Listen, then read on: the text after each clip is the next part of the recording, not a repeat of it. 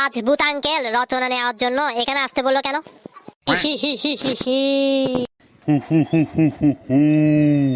কি রে, রচনা শিখা হয়েছে তোর? রচনা তো শিখা হয়েছে, কিন্তু তুমি আমাকে এখানে আসতে বললে কেন? আজকের রচনাটা অনেক সিক্রেট। আজকের রচনা হলো পুরুষ মানুষের রচনা। পুরুষ মানুষ বলতে আমার বাবা। বল, বাবাকে নিয়ে রচনা বল, না হয় পুরুষ মানুষ নিয়ে রচনা বল। আর বাবার রচনা তোর মায়ের সামনে বলা যাবে না, তাই তোকে এখানে আসতে বললাম। আচ্ছা, শুরু কর।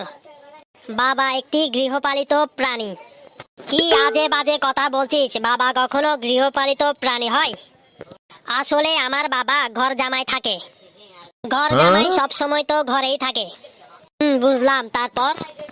যে পুরুষ বিয়ের পরে নিজের পরিবারের সাথে থাকে তাকে সুপুরুষ বলে। পুরুষ মানুষের জীবনে একটাই দুঃখ, তারা রাগ করে কখনো বাপের বাড়ি যেতে পারে না, আবার রাগ করে শ্বশুর বাড়ি গিয়েও থাকতে পারে না। পুরুষ মানুষ দুই প্রকার। যে পুরুষ স্ত্রীকে গালাগালি করে, মারামারি করে, তাকে বলে সুপুরুষ। যে পুরুষ স্ত্রীর কথা মতো চলে তাকে বলা হয় কাপুরুষ। আমাদের সমাজে বউয়ের কথা মতো চললে ওই পুরুষকে কাপুরুষ হিসেবে ধরা হয়।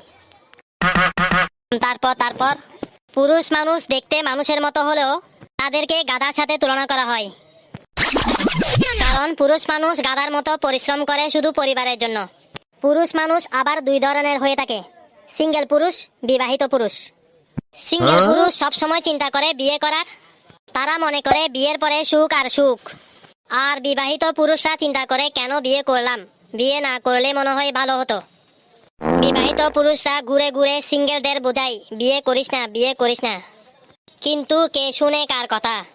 दिल्ली की लड्डू जे खाया वो भी पछताया, दिल्ली की लड्डू जे नहीं खाया वो भी ও পস্তায়া। বুঝলাম। তারপর? পুরুষ মানুষ আবার দুই ধরনের হয়, ধোঁকাবাজ পুরুষ, রিয়েল পুরুষ।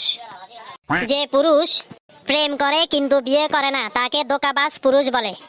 যে পুরুষ প্রেম করে বিয়ে করে তাকে রিয়েল পুরুষ বলে। বাহ বাহ বাহ, অসাধারণ অসাধারণ। পুরুষের উপকারিতা ও অপকারিতা বল। পুরুষ মানুষের উপকারিতা: যে কোনো ভারী কাজ করার জন্য পুরুষ মানুষের দরকার হয়। সমাজে নারী নির্যাতন করলে শাস্তি ভোগ করতে হয়, কিন্তু পুরুষ নির্যাতনের কোনো শাস্তি নেই, যার ফলে নারীরা বেশি উপকৃত হয়।